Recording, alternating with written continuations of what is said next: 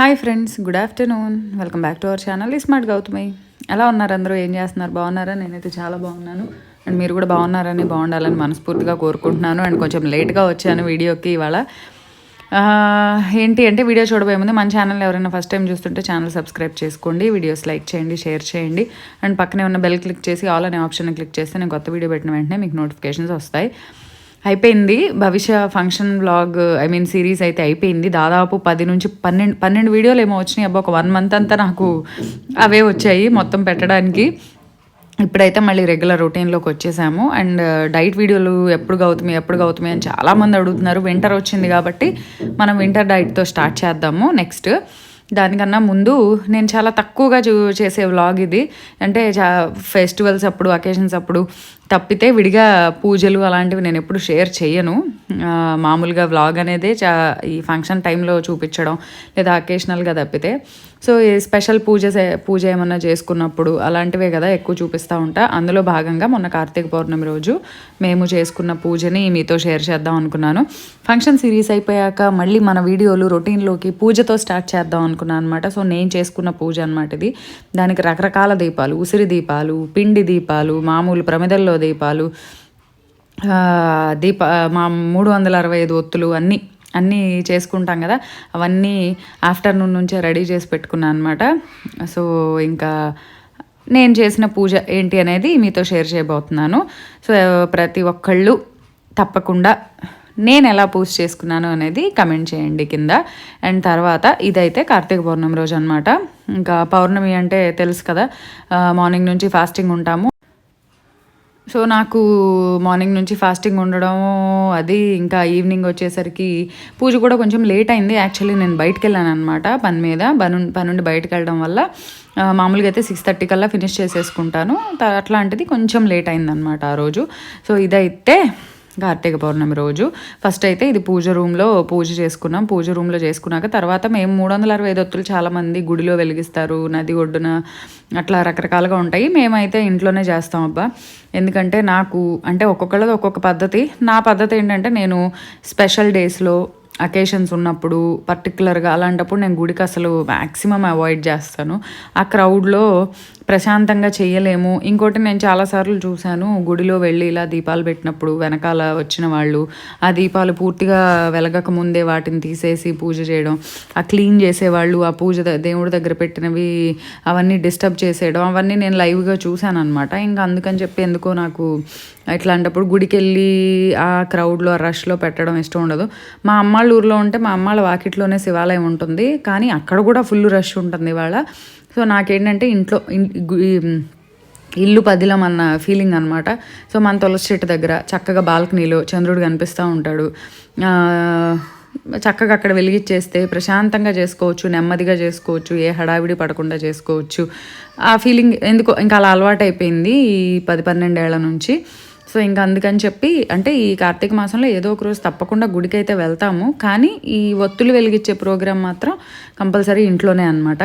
So దీనికైతే preparation చాలా ఉంటుంది కదబ్బా. పొద్దున్నుంచి వరలక్ష్మి వ్రతంకి ఎలాగో ఇది కూడా అంతే ఉంటుంది చాలా ఇది. సో నేనైతే రకరకాలుగా ప్రమిదలు, బయట పెట్టడానికి వినాయకుడు, నా గోవింద నామాలు అనుకోకుండా భవిష్య మొన్న ఓణీల్ ఫంక్షన్కి గోవింద నామాలు ఎవరో గిఫ్ట్ ఇచ్చారనమాట, నామాలు ఉన్నవి. అది అవన్నీ కూడా నేను ఇంకా కొత్తవి కదా అలా అని చెప్పి నేను పూజలో పెట్టుకున్నాను అనమాట. నామాలు, లక్ష్మీదేవిని, వినాయకుడిని, పసుపు గణపతిని అన్నీ చేసి. సో ఎక్కడ ఇక్కడ మెయిన్ పాయింట్ ఏంటంటే ఇక్కడ కూడా నాకు అది అంటే పర్టికులర్గా మెన్షన్ చేస్తున్నాను అనుకోవద్దు. నాకు ఇక్కడ కూడా ఈ పూజల్లో కూడా దీపాలు పెట్టిన, ప్రమిదలు పెట్టిన, ఏదన్నా పెట్టిన, పూజకి సంబంధించిన సామాన్ పెట్టిన, అవన్నీ కూడా ఒక ఆర్గనైజ్డ్గా ఉండాలి. ఒకటి పక్కకి జరగకూడదు, ఒకటి ముందుకు జరగకూడదు, ఒకటి వెనక్కి జరగకూడదు. ఎలా ఉండాలి అలానే ఉండాలి. అన్నీ కరెక్ట్గా. తమలపాకులు పెట్టేటప్పుడు కూడా నేను ఆకుల సైజులు కూడా చూసుకుంటాను అనమాట. ఒకేలాగా ఉన్నవి తీసుకుంటాను. అదేంటో అదొక జబ్బు అనుకోవాలో ఏమనుకోవాలో.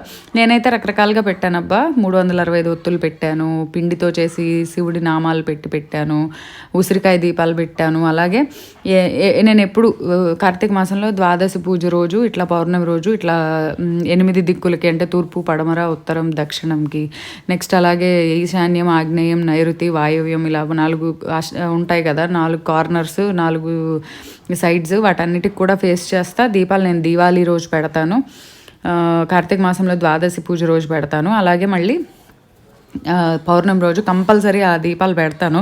ఎప్పుడో ఒకసారి చదివాను ఎక్కడో, సో అలా పెడితే అన్ని దిక్కుల్లో అలా పెడితే మంచిది అని చెప్పి, సో ఆ ట్రెడిషన్ అప్పటి నుంచి ఇంకా ఫాలో అవుతాను అనమాట. సో ఇదైతే ఆ పూజ రోజు. సో ప్రతిదీ మొత్తం వాయిస్ యాడ్ చేస్తే బాగోదు కదా, అందుకనే నేను ఇప్పుడు మ్యూజిక్ యాడ్ చేస్తాను. సో నేను ఎలా పూజ చేసుకున్నాను అనేది ఆ మంచి మ్యూజిక్ వింటూ ఎంజాయ్ చేయండి.